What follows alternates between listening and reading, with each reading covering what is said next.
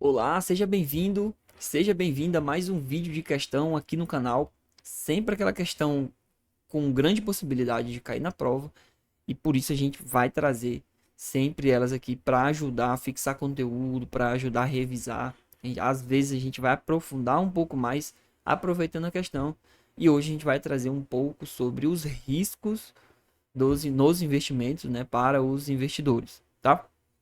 Módulo 6 aqui para CPA 10.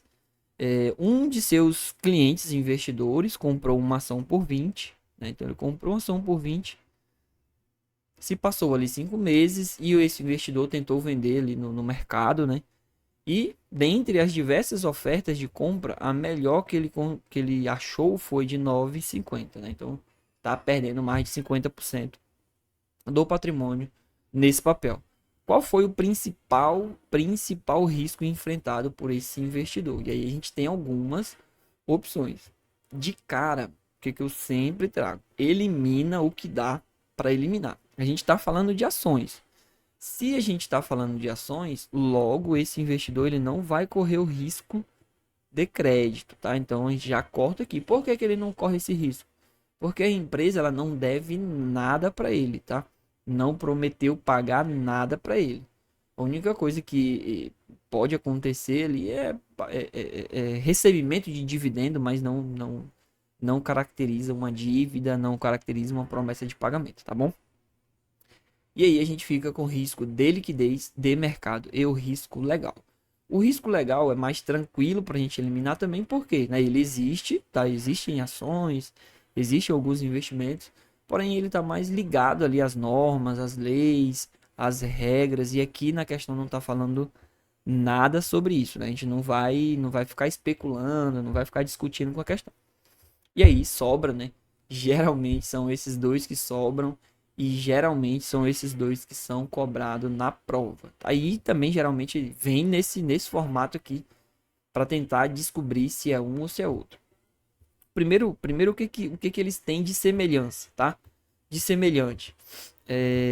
Os dois, tá? Geralmente a questão vai trazer uma perda no preço, né? Então, tanto para liquidez como para o risco de mercado, vai acontecer isso aqui. Comprou por 20, tá vendo, só consegue vender por 9, comprou por 100, só está conseguindo vender por 30.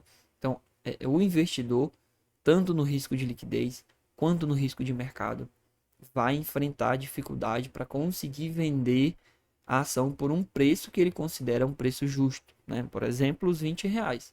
Se eu paguei R$ 20 por algo há 5 meses atrás, muito dificilmente isso vai mudar de uma forma drástica para valer só 9,50 hoje. Então aconteceu alguma coisa, né? O desempate, o que vai ser o desempate? Então vai ser a quantidade, e esse aqui não pode ir sem medo de errar, tá? A quantidade de compradores. É somente isso. A parte boa é que é fácil, né? Então essa será a diferença. No risco de liquidez, eu vou ter poucos compradores, eu vou ter poucas ofertas, vou ter uma oferta, duas ofertas.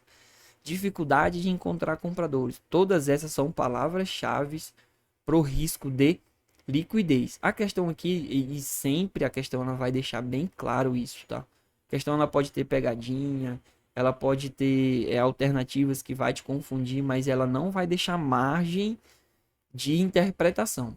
Então a questão ela vai deixar bem claro que teve diversas ofertas de compra.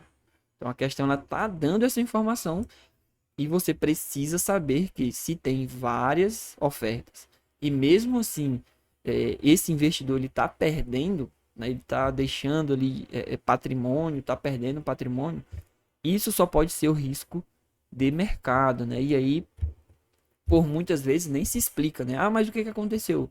É a oscilação natural do mercado. Há 5 meses atrás, as pessoas estavam dispostas a pagar 20. Hoje, 5 meses depois, não tem comprador para pagar R$ 20 nessa ação, né? Nesse papel, enfim, nesse investimento. Então, isso pode acontecer. É o risco de mercado. O risco de liquidez precisa, a questão ela precisa deixar bem claro que não tem oferta, tem poucas ofertas, tem poucos compradores, sempre vai trazer alguma dessas palavras, alguma dessas frases para não deixar margem de interpretação. Tá? A questão não vai deixar em aberto para a gente interpretar ou para a gente achar que é isso ou aquilo. Ela vai sempre deixar bem claro. E por isso que eu estou reforçando mais de uma vez. Né? O que a gente precisa saber são as palavras-chave, o motivo, né, de ser de liquidez e o motivo de ser de mercado. E pronto, questão fácil, questão tranquila. Vou garantir um ponto para eu poder errar uma questão mais difícil, para eu poder errar uma questão mais complexa, sem ter medo, sem ter dor na consciência e aí conseguir passar, tá? Não esqueça de deixar o like aqui no vídeo. Se tiver algum conhecido precisando desse conteúdo, compartilha para ele, envia o link, envia o canal, envia o vídeo, que será um prazer ajudar mais pessoas, tá bom? A gente se vê na próxima. Até mais. Tchau, tchau.